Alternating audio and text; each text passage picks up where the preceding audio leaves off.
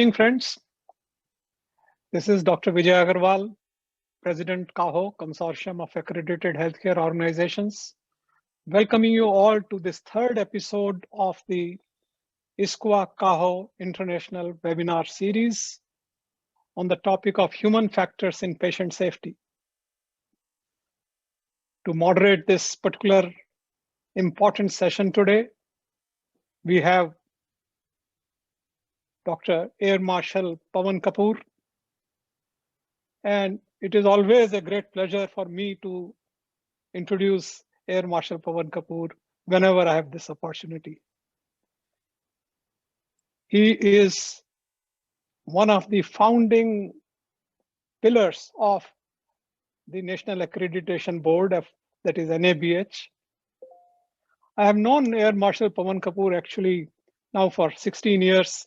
First time when he came to do the assessment of our one of the hospitals where we became one of the first 5 hospitals in the country to get accreditation. And later on, I had the opportunity to work with him. I was the co-chair of the accreditation committee for a few years along with him. And that's what I always admired. I think his pragmatism, his very balanced knowledge of quality in a very comprehensive way, which is not a common factor, not a common trait in number of people. Air Marshal Pawan Kapoor is also the patron of CAHO, as well as the recipient of the Lifetime Achievement Award. He has many feathers in his cap, and even now, he is the chair of the accreditation committee of NABH. In fact, that role does not just, in fact, tell exactly what all he's doing for NABH and in the field of quality. He is also the chair of the vice chairman at the Russ Education, as well as the vice chancellor of the Lincoln American University. So also, I have the pleasure of welcoming Dr. Ravindran Jagasoti here amongst us, who is the president of ISQUA. So welcome you, sir. And I'll hand over to Air Marshal Dr. Pawan Kapoor to conduct and moderate this session, sir. Good evening, everyone. And thank you very much, Dr. Vijay Agarwal, sir, for the wonderful introduction. I will rather like to thank you for all that you have said. I hope I do deserve what you have stated, and that time will tell. And meanwhile, it's my proud privilege to welcome our honored and honorable speaker of the day, Professor Dr. Rene Amalberti. I know it is a great pleasure to have him here with us for many reasons, and specifically I am similarly privileged, and I must thank CAHO for giving me this privilege, because I'll be introducing somebody who is not only senior to me by age, but is also senior to me by having put on this rank of general earlier than me. And he has been also in the Air Force. And what we commonly have amongst those who have been in Air Force, we see safety from the point of view of that industry which has no scope for committing any error, and that is the aviation industry. So it is my proud privilege to welcome you, sir. I will, if I start speaking about Professor Rene, it will be, I think about 25 minutes will go away in his introduction.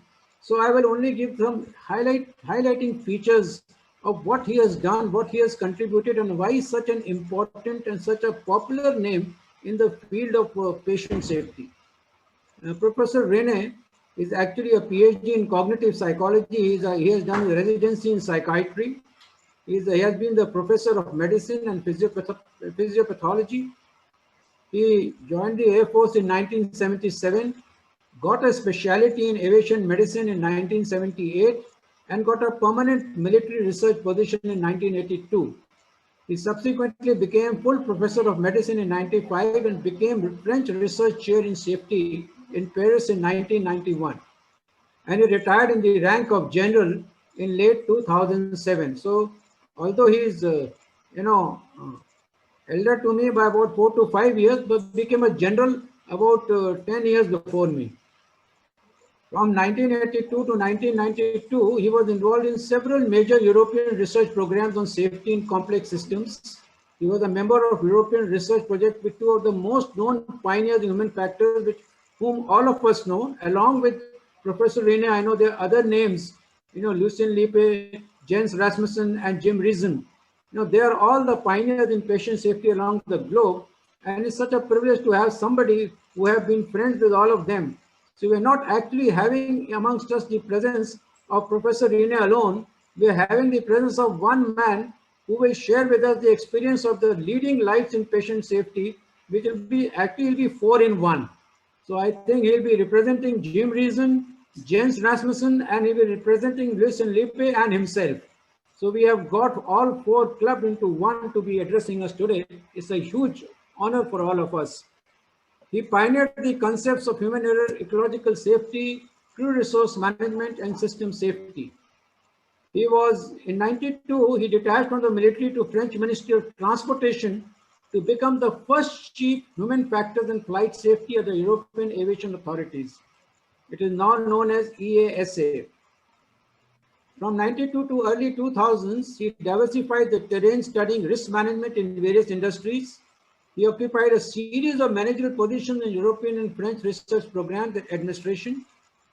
His research turned to patient safety in late 90s.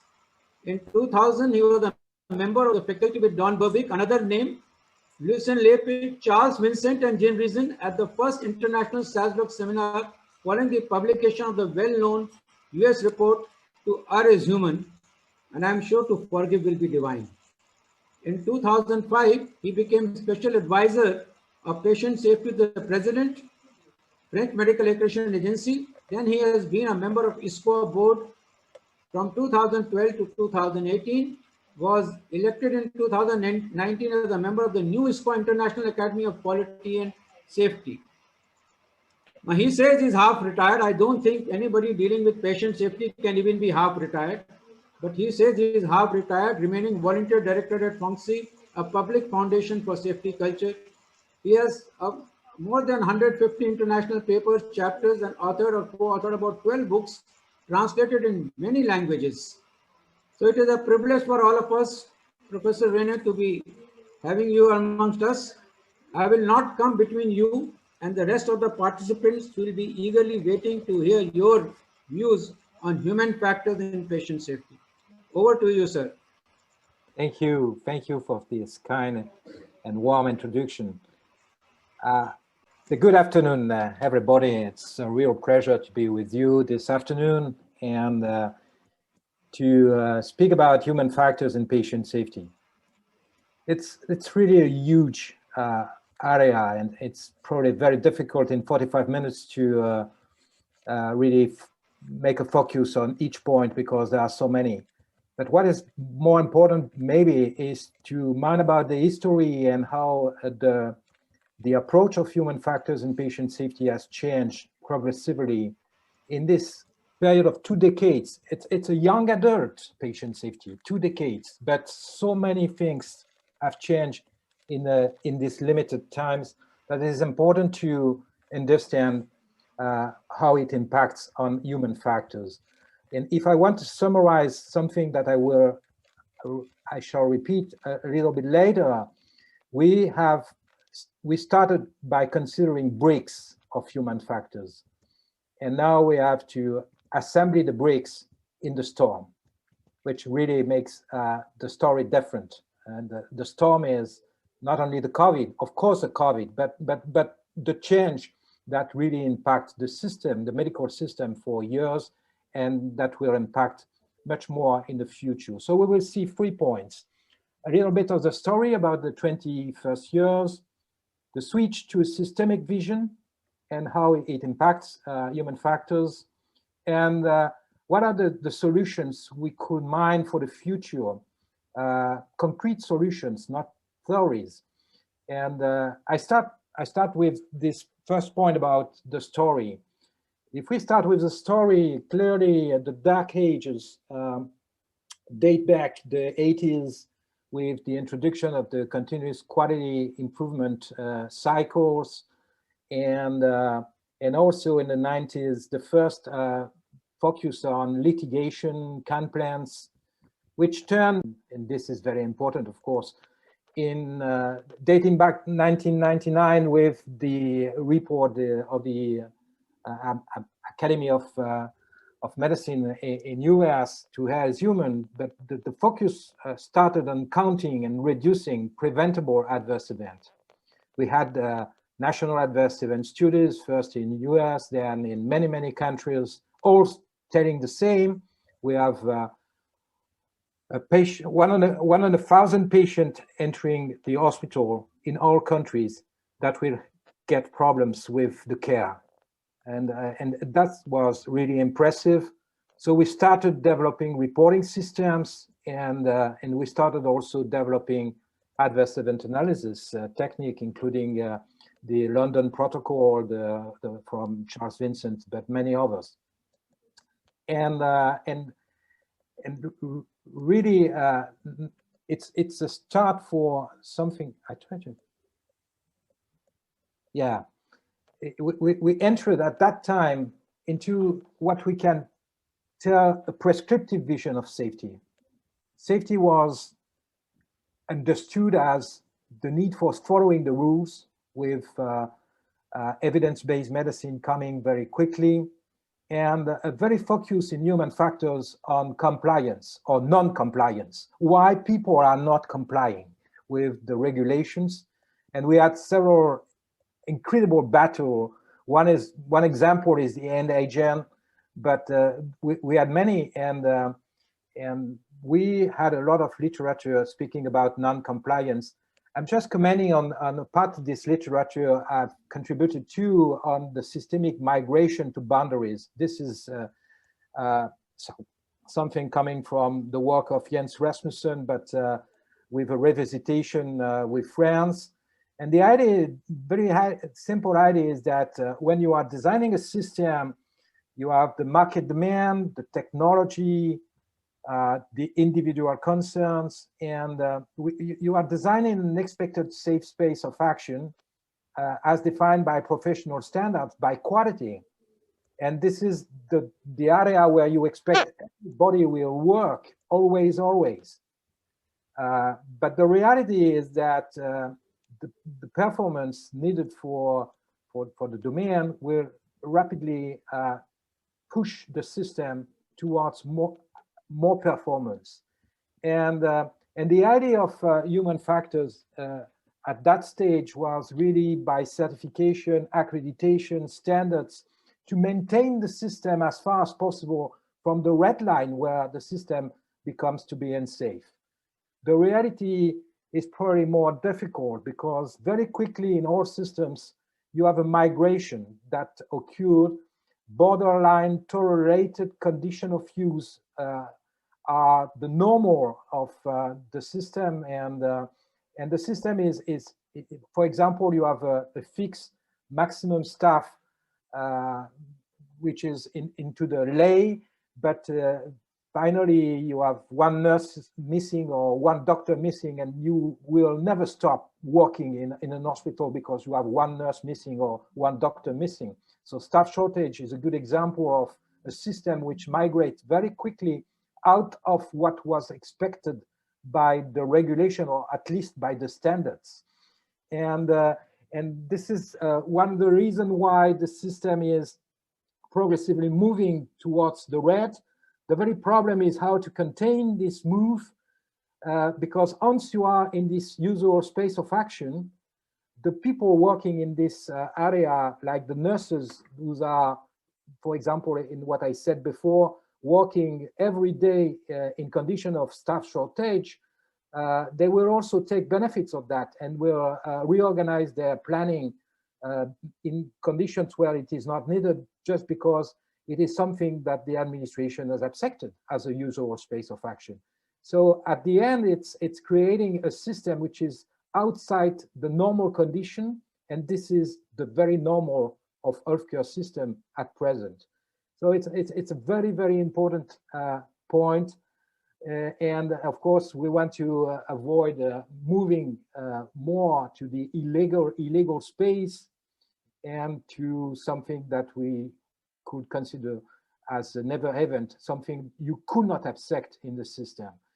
And the very problem of this move, this continuously move of the system, is that what you expected is something which is only paper and pencil exercise. And the reality of the field makes the authority themselves, and sometimes, for sure, the direction, the hierarchy, the management chain, and sometimes also as I said, the authorities in the process of accreditation to visit hospitals and see that they have moved to something that are clearly border tolerated condition of use. They are not at the right staff, they are not in normal conditions, and we will never stop, in fact. That's very big difference with human factors in other industries. We will never said clearly to hospitals that are in great difficulties, stop, just because we need these hospitals. So we will enter into something which is giving time to recover, giving times to returning to normal, which in fact will make most of the hospital working out of the normal space and with much more question to be addressed by safety and human factors. So that was really the start, focusing on human factors. But very quickly, the idea was to see what was good in other industries. And here you have a classic drawing on the compare level of safety in various industries. And you see that in the industries, the final safety range from 10 to -2, which means that every 100 times you have an accident, to 10 to -6 and a little bit more. And of course, you have an accident 1,000,000 cases of the use of the system. You see that, of course, we have industries all along this this line, but we have also the same for the medical risk. The average of the medical risk is probably a little bit better than 10 to -3, but if we zoom on the different activities in the medical field, you see some activities really dangerous in comparison to others that are really safe. And that's also a challenge to say that the answer is probably not exactly the same for human factors. If you speak to emergency ICUs or geriatrics, rather than speaking to the people working in biology or radiotherapy or anesthesiology, because the specialties and the exposure to risk are very different. It's also at that time that we started much more listening to what was studying the academy and the cognitive ergonomics, and you are all familiar with this idea of human error as developed by Jim Reason and the chiefs. You see the well-known strategy for reducing the risk by adding barriers. That's one of the lessons, and the other lesson is, but also the source of errors are multiple and start from latent failures from the management. And that's really the very first common model speaking about the complexity and the need for a global vision. At that time, 2005, 2010, we developed a lot of actions about safer drug management, and it's part of human factors, of course, moving towards standardized concentration, potassium chloride. We had a lot of accidents, re-engineering for safety, educating, and we spoke more recently about reconciliation, trying to take care of the transition of care and really telling more to the patient and to the next carer what was the previous treatment and how we can reconcile this treatment with the normal following step of the patient journey. It is also at the end of 2010 that we developed WHO surgical safety checklist, and that was just part of the importation from aviation of a lot of good ideas about checklists, about briefings, about distractions, and we did a lot in that direction during a period of the last 10 years. We also imported from aviation the need for recovering after working, which is very, very central in the rest of industry, and especially in aviation, where it is even authorized to sleep during the work time. Of course, in organizing the team, with an organization of the team to make the system safe during the recovery time taken by one of the two pilots or other crew member. And we try to do that in our system with the excessive time on duty that were very standard in most of our professions. And we did with an ambivalent result, as we did for thinking that non-compliance was to be suppressed and error were to be suppressed. Here also we had this fantastic control result obtained with the literature on giving recovery time to the interns in surgery. And it's really a lesson to see that although it makes sense to give time for recovering for the young surgeons, it make not necessarily a profitable results for the patients, since we have so many doctors missing. We have so many big staff shortage that if we are giving time for recovering, we can be in a situation where we have no doctors available. And that is a paradox as compared to what occurs in aviation, where we have not problems of staff shortage. So we can recover and other persons are going to replace you for doing the job. So this good example of the difficulties of importing native ideas that are good ideas from one other industry to the sector of healthcare. We also developed safer communication, teamwork, and coordination.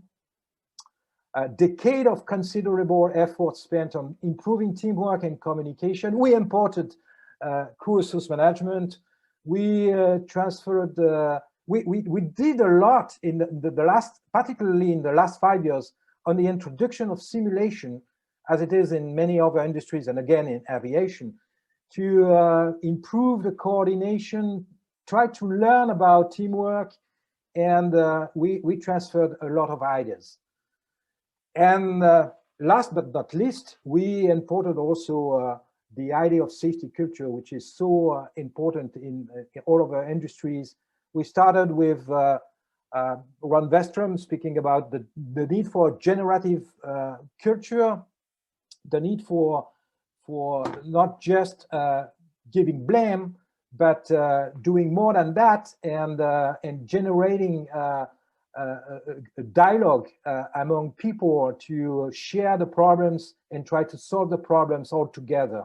That's in a way the same that the HRO, the High Reliability Organization, with Carl Veik and Kathleen Sutcliffe did with the 5 tenets of HRO about communication, continuous learning, accountability, transparency, and you see an integrated safety culture tool on the left with 7 tenets. Need a interrogative culture, a shared awareness, the most important risk, a culture of transparency, management leadership, constant attention to technical social and organizational pillars, and a sensible balance between rule-based and managed-based safety. Okay, we did a lot. Really, we did a lot. We spent a lot of effort. We spent a lot of money, but probably in 2015, we were at a turn in the system because we realized patient safety is becoming more complex.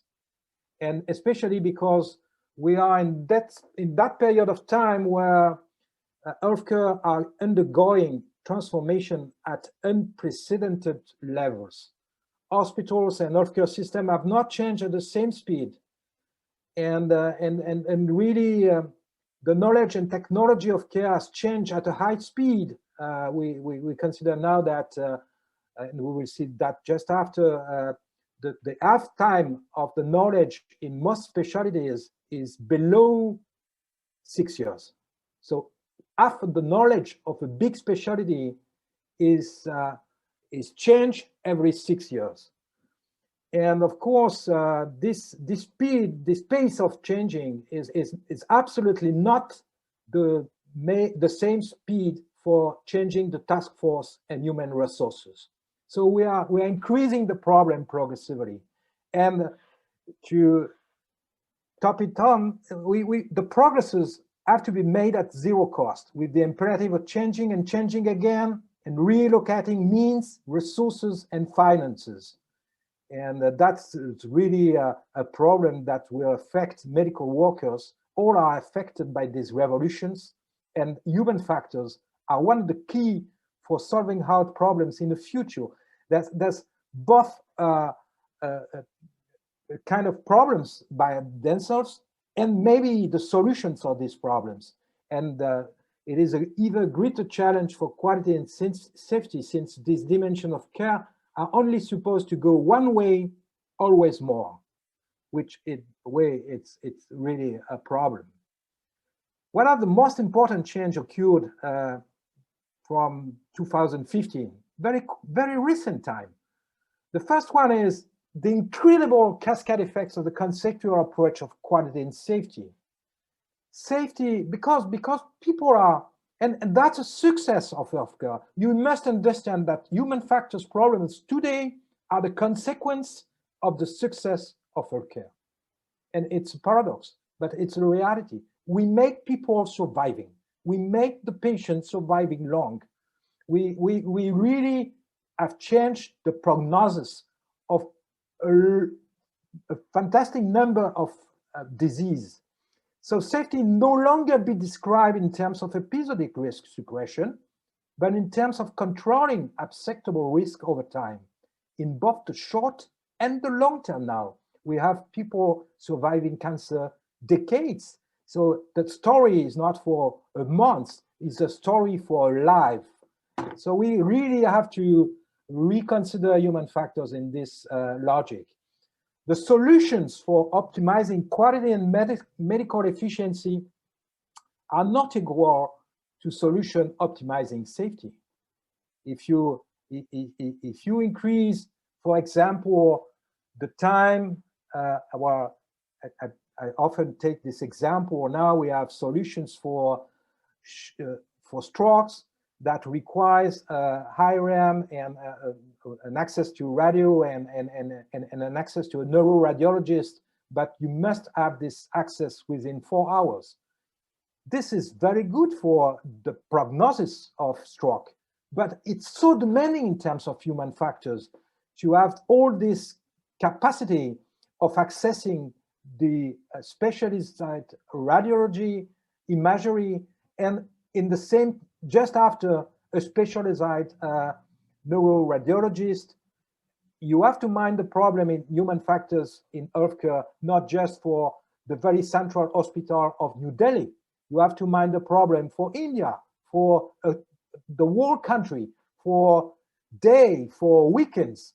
So the very problem of successing in giving a new solution for Tuesday morning, where you have everybody in the best hospital of India, is far from being the solution for irrigating all the country 24 hours and 7/7. And we need to reconceptualize the very nature and use of the quality standards to make them fitting the new requirements. As I just mentioned before, we have the half-life of medical knowledge now below 6 years, which is really a very, very big problem for making recommendations, because the time an accreditation agency takes, or a national agency takes for revisiting or developing new recommendation on a new disease or a new technical evolution is in many cases more than 6 years, just because it's a complex problem. You need to have time for looking at trials. You have time to see the problem, times to obtain a consensus, and time to train. And with the aviation, the standard times is 10 years. No problem in aviation. You have time. It's more than 10 years. It's 13 years. In the quality system of aviation is based on a 10 years change. But we have copied again this idea, very good in aviation, to the healthcare system, but we have a pace that is totally different. So many of the recommendations we are issuing are almost obsolete the time we are issuing this recommendation. That's a big problem in such a complex system. As I said before, we have to move to the patient journey, and there are many, many consequences for human factors in patient safety. First, you change the time scale. As I mentioned before, you are not just focusing on the hospital. You are not just focusing on primary care. You are focusing from the start of the disease, probably in the primary care, to the stay in the hospital, and then the recovery time outside the hospital back to home at the end. So the transition of care are becoming more important for human factors in patient safety than the focus we made on care in the past, or maybe it's excessive to say more important, but at least as important as the focus on the care. The way we are finally passing the information and coordinating all the carers along the patient journey, sometimes on time scale that can reach 1 year, 2 years, 3 years, is something we had never seen before, but it's really strategic for the future. So also we did a lot for hospitals in terms of human factors. Now we have a lot to do for primary care and home care, and all that is really leading to a system vision. The next point, which really is new, is that healthcare is a moving target. The more we are going, the more we are improving, the more the patients and the society are really focusing on new problems. As I mentioned, we had poor access for long, but it was just a poor access seen as a problem of money. Now we have poor access because we need to access the right specialist at the right time, and this is really a new type of errors, because once you have told the population that for stroke you have a solution, it is a new type of human error to not being able to benefit from this solution because you cannot access the specialist. We have this old ideas of adverse event associated with poor care, with the care environment, the nosocomial infection, for example, the force. But again, we have new fingers of errors. The poor share information and partnership with patients. We are engaging really in new visions about that, and as far as the patient will continue to live for years after the surgery, after the care, they want to have a long-term perspective on how will be their life. They want to have information that makes sense. They want to be connected with the system in a different way they were before, because they were captive of an hospital. Now they are in the network of carers, and really we are not that good in the world about that. I hope India is better than France, not certain, and we are not really very good. We are improving, of course, but we have a lot of complaints about that, and the last are incredible errors and never heavens. So we are more and more domain of errors, and I want to tell very explicitly that it is a problem as compared to the rest of the industry, because in the industry, the typology of errors is quite stable. So we can compare 2000 with 2010 and 2020. But in a way, we cannot in healthcare, because we are adding new categories which were not included in 2010. So we have this bizarre result that is not a surprise at the end, that we are more and more adverse event because we are just adding new categories in a way. So it's also important to have this vision on ourselves and how we consider the problem of human factors and how we change our mind for this young adult, which is patient safety. I cannot avoid to speak about the incredible degradation of working condition in the health system worldwide. I know it's true in India, it's true in China, and I may tell you it's very true in France, it's very true in UK, it's very true in most countries in the world. And working under staff and material constraints is becoming the norm around the world, with few exceptions. And it's important to understand that, because if you understand that, you have on the side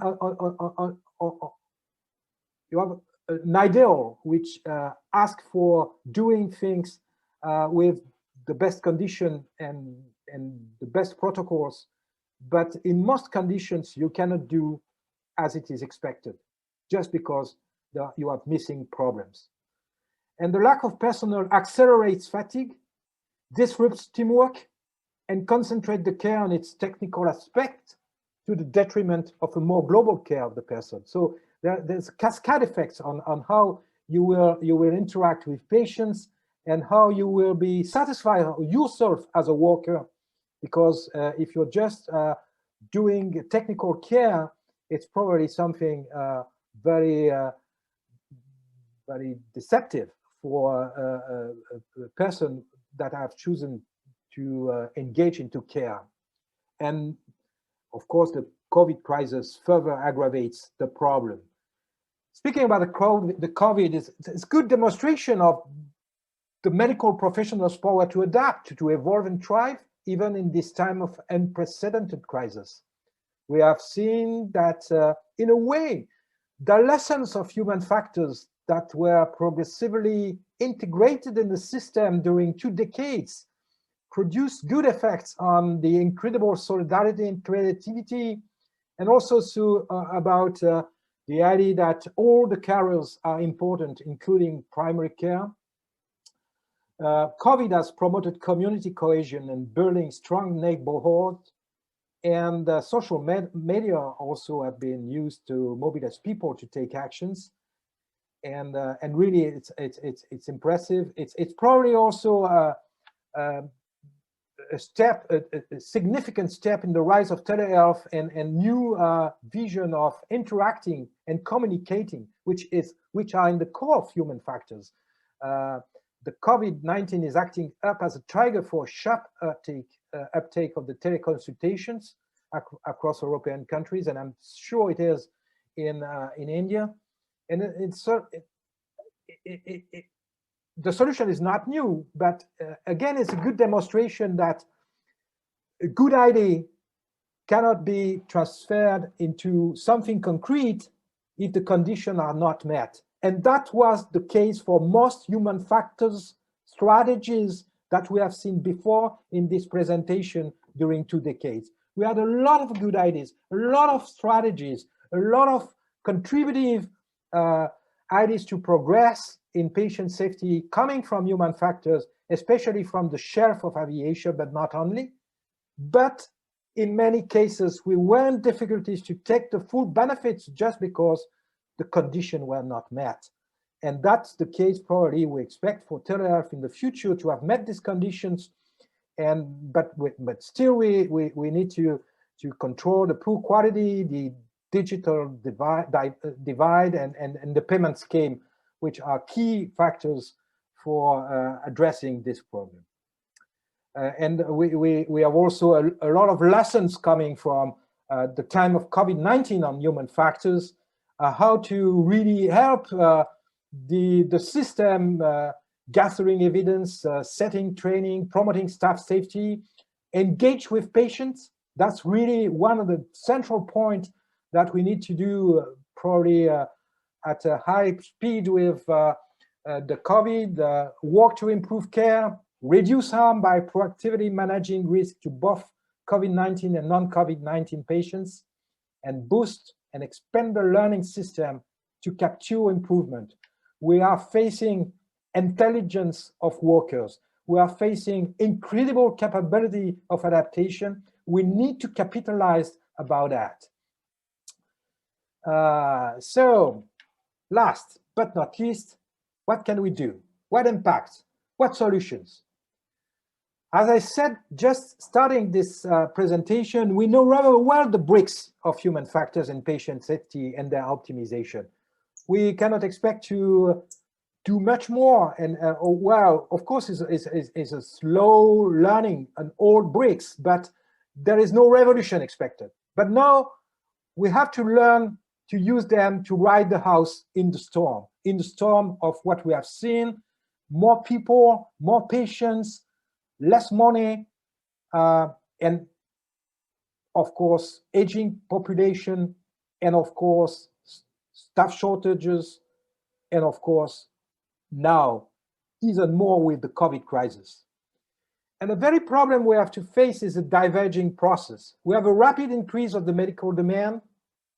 We have a demand for always more in quality and safety. And we have a really growing human factors and organizational problems associated with the system in trouble. And we have two directions for solving that. One is to continue optimizing adaptation for the patient.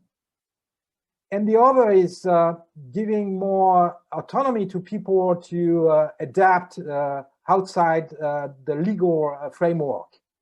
Optimized adaptation, optimized adaptability. And it's true that there is a lot of papers, mountains of papers, dozens and dozens of papers, just choosing one way and not the other, or speaking on one way and not the other, opposing solutions, opposing on one and optimizing science, optimizing continuously the results for patients and the cost effectiveness. And clearly we have the school of thought like continuous quality improvement, evidence-based medicine, value-based medicine, lean management. I don't want to enter into big details.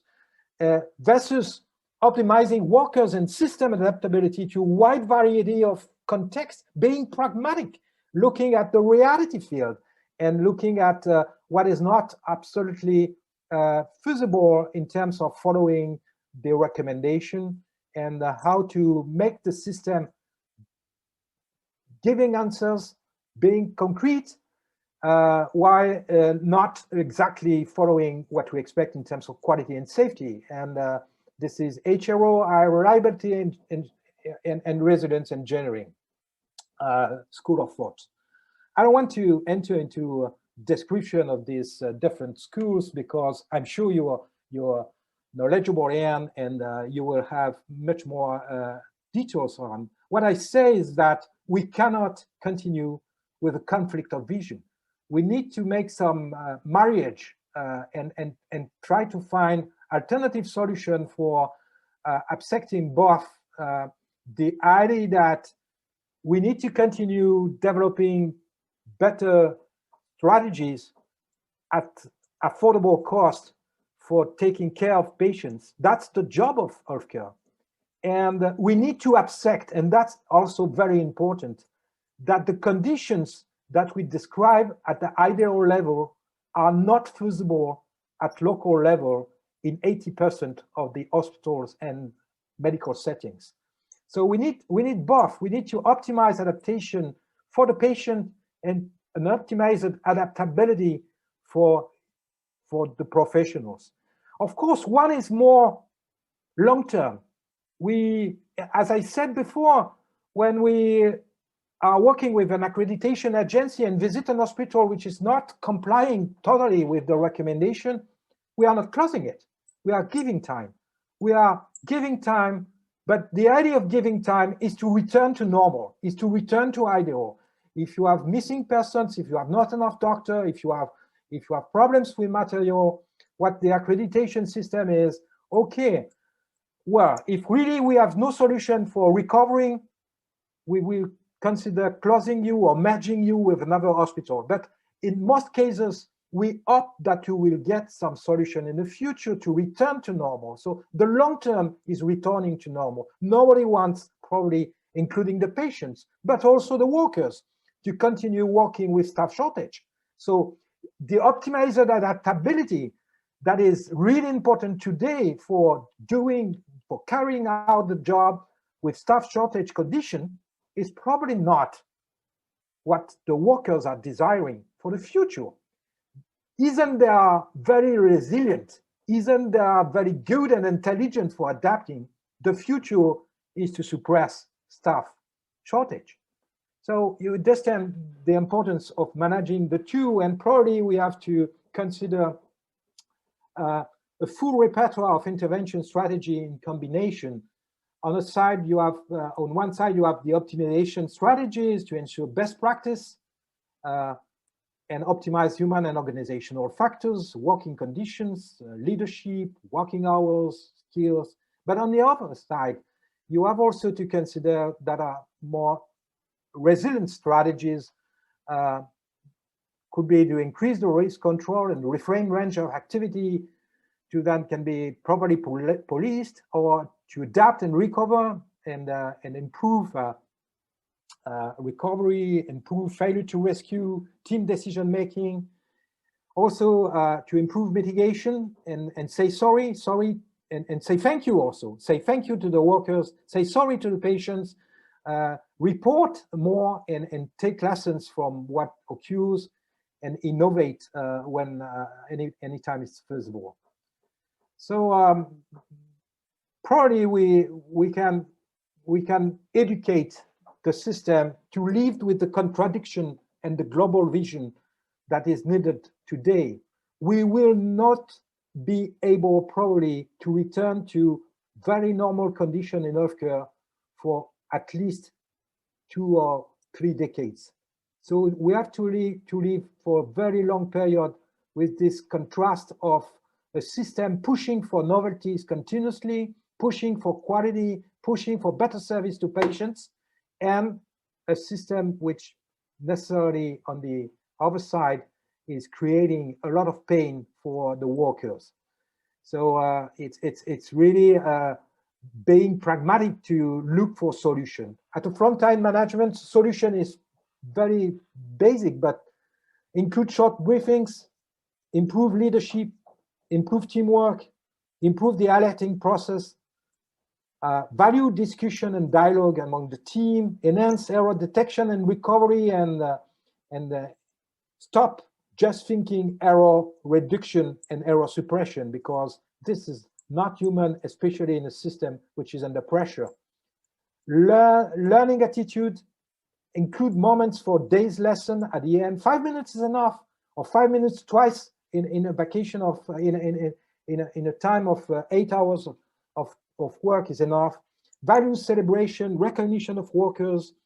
And for the middle management, what is very important is planning of work with an honest and relevant analysis of patient specificities, a permanent fight against organizational silence, a willingness to shorten as much as possible abnormal situation and their causes, include moment dialogues, and a permanent dialogues on autonomy, trust, and limitation of frontline actors.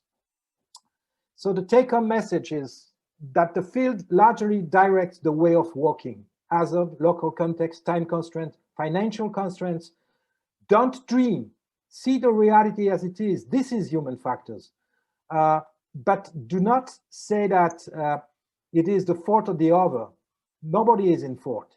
This is the reality of a system which is in great pain to manage conflictual vision that are on one side and the benefits to the patient and what is affordable in terms of society, and the other side, the reality of the workers that really are at pain with the system, and that's the reality. It is sometimes necessary to navigate across safety models to adapt at best to local context, and sometimes, yes, we must be much more resilient in the spirit of what says David or Nagel, and we must adopt the HRO. But I remind you that even in the HRO, for normal situation, the HRO says explicitly that the normal situation should be in accordance to normal compliance, and that's only when the situation is degrading that you can progressively accept first that experts come and do more than expected in terms of recommendation, and then to give really the autonomy to all people when the situation is totally out of control to recover because of their capacity of resilience. So it's probably something which is at a different level, and it's also important that work as imaging be designed with a rules-based strategy for accepting that hazards could lead frontline manager punctually adapting a more managed-based strategy. Navigating towards more managed-based strategy is not at all easy or intuitive. It must be taught to managers, and the more the usual model based on expertise and managed-based safety, the more the usual model based on autonomy, the more the need for a strong safety culture. Thank you for your listening. Thank you very much, Professor Rene. It was a wonderful presentation. I think that you have more appreciation for the presentation than the questions, which means that I think the points that you made in your presentation, they have reached the target audience. So thank you very much for sharing your knowledge, experience, your wealth of knowledge and experience. And there are a whole lot of people who keep on saying excellent presentation. They want a copy of the presentation, a very good presentation. So there are a lot of comments on your presentation, but there are certain questions. So like I said, I will give question answers first given in the question answer box, then I'll go to the chat box. Apart from some appreciation that everybody keeps on bestowing on you for the lovely presentation, a question has come from Akio Hirata. I wonder how we can set acceptable bar, how we can define acceptable. It might vary in different situations. It's really true that it is a very important item, but I start first by telling that we have only spoke in the past on the max bar, and that is a danger since we are unable to reach the max bar. So it's a good point to introduce the problem of the min bar and the acceptable bar. Clearly, we can say more about no-go. We are not accustomed to that, but if we are really doing this effort every day with a teamwork, we can deliberately, locally or nationally say there are things that are really no-goes. We cannot go beyond. It's not acceptable. And then comes the level you accept locally. And this level you accept locally between the max bar and the min bar is probably something to be negotiated with the authorities. It depends on the reality, on the pragmatic of your conditions of work. If you have missing staff, if you are in trouble, you can negotiate for a few months to work in degraded conditions with compensatory strategies. So you will stop, for example, a certain type of surgery, which is not feasible in this context, but you will continue delivering care for most of the activities, and you will try to make some compensatory strategies with your staff for making the system both resilient and safe enough. So it's what I introduce here is that it is a matter of local consensus, and that's typically what an accreditation agency is often doing with the local hospitals or the local medical settings. So once you have seen non-compliance, you see you must correct, and once you have corrected this non-compliance, you have a period of time where you must tell us how you control the system. If you are unable to hide the doctor missing for 6 months, tell us what you are doing during the 6 months, and you try to have this consensus. Thank you very much. It's a very, very correct answer that you have given. I'm sure IKEA would have understood about, yes, it varies in different situations, but you have very correctly brought out that how you can try to achieve acceptable bar plus. So that's how to move forward. Let's go to the next question. Thankum Gomes has asked the question. Again, complimenting you for the presentation. Do you think shortage of staff is the root cause of not adapting or adopting many safe practices, as what needs to be done is known to all? Are we at time penny wise and pound foolish? Sorry, I've not captured can you repeat?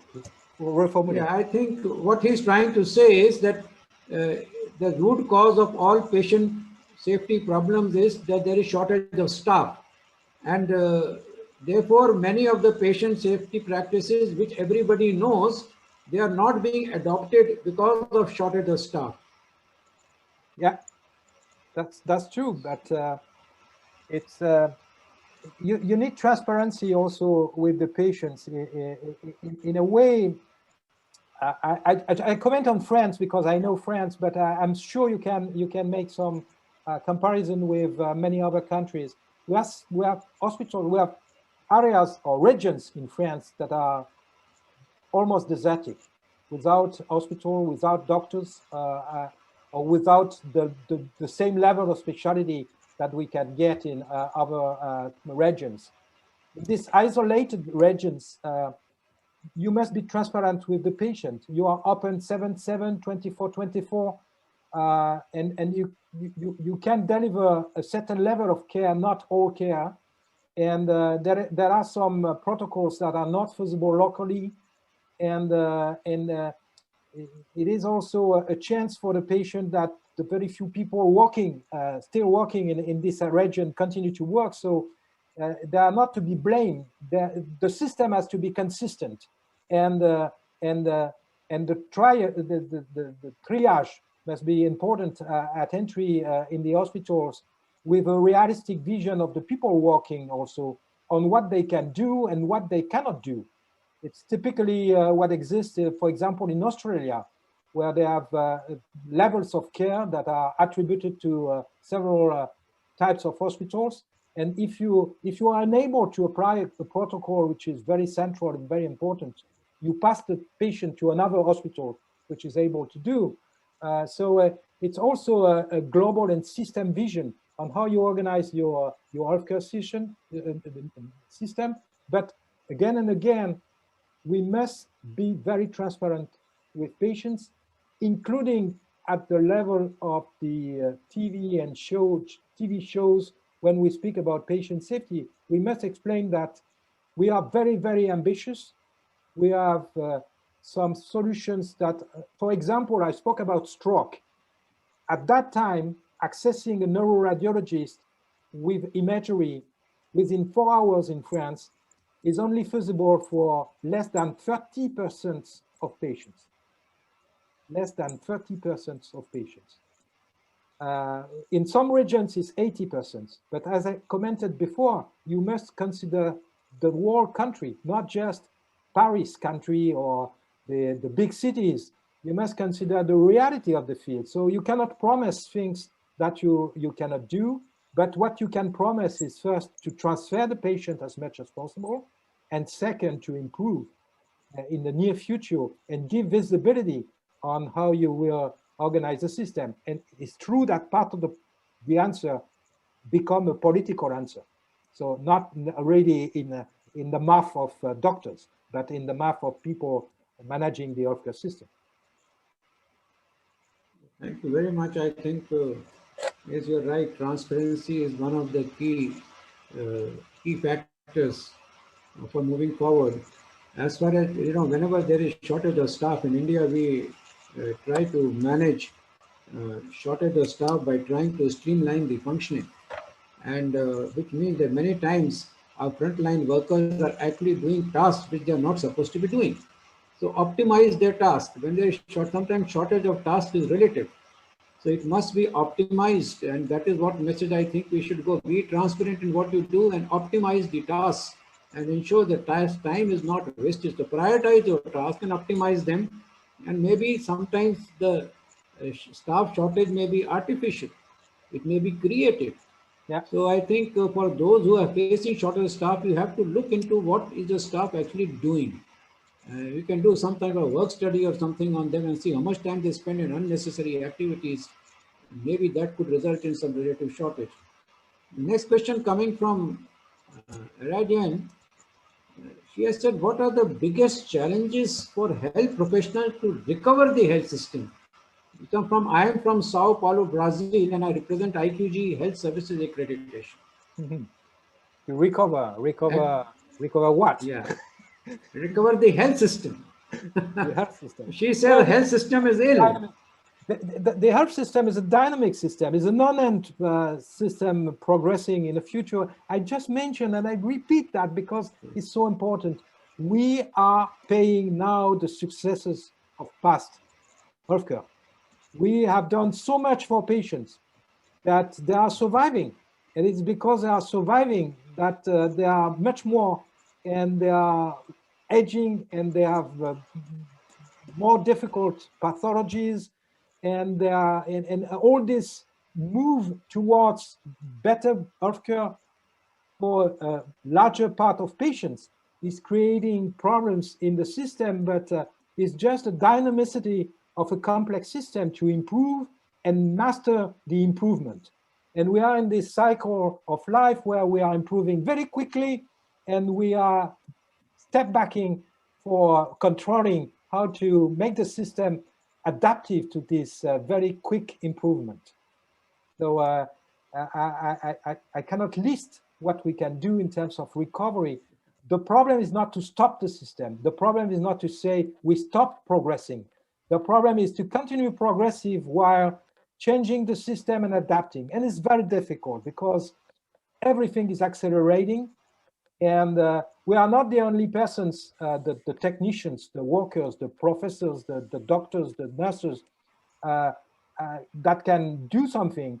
Of course, the politicians, it's not negative about politicians, but it's part of their job to make the society adapting progressively to the change, and also the patients.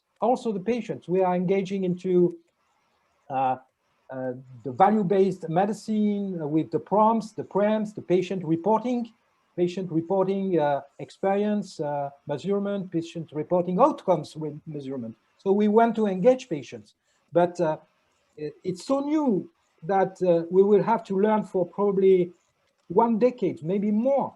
And also we have to change the accreditation system. Maybe in the near future, we will have patients during the accreditation, participating into the accreditation. But imagine that for most countries at present, it's something almost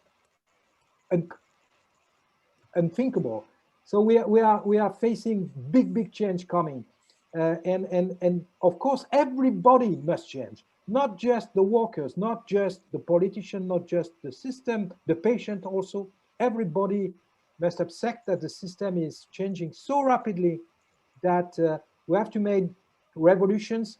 And I said that, but the COVID in a way is a chance to face an even more acceleration of problems, to see even more new ideas on how to cope and recover the system, despite we are in trouble in all countries. But we hope it will be ended in a very near future. Dr. Rene, thank you very much for a wonderful response. And I think, there are many questions, but I think we'll have to stop here. and we will try to answer this question. In case we feel uncomfortable in answering them, we'll send it to you so that you can answer them and we can respond to the participants accordingly. With your permission, Professor Rene, sir. Thank you so much to everybody. Yeah, thank you very much Take for a care, wonderful everybody, presentation. in this period of time. And and it reminds me, of your good friend Dr. James Reason, who said we cannot change the human condition, but we can change the conditions in which the humans work. So I think this is what the essence of your talk was, this only. So thank you very much for the wonderful talk and a wonderful presentation. And I request now Dr. Lalu Joseph to please take over from here, and whatever she wants to honor you with a certificate. I am sure this is just one of the many certificates that you get, but it's given with all our heart and a lot of gratefulness, and that you have spared your time to come to us and address this audience. Thank you very much, Dr. Rene. Over to you, Dr. Lalu. Thank you so much. Thank you so much, Dr. Rene and Air Marshal Pawan Kapoor. This is a very token of our appreciation, and I don't think this will really, it's a lot of experience that you brought together, and we really appreciate you for sparing your time. And we really look forward to having you with us in the coming days, and especially in our upcoming CAHO conference, which is in September at Kochi. So thank you once again. And dear friends, the next webinar, the international webinar series is going to be on the 2nd March, 5 p.m. We are going to have excellent speakers again. The topic is going to be clinical communication in challenging situations. We have Dr. Eugene and Dr. Amelia. Request you to kindly block the date and time and register for this international webinar, the fourth talk. And the ISQUA fellowship program, all of you know about it. If you're interested in joining the fellowship and if you're a CAHO member, there are special discounts available. Request you to look into the website. And if you want to register, you could also contact the CAHO now. This is going to be a very interesting program.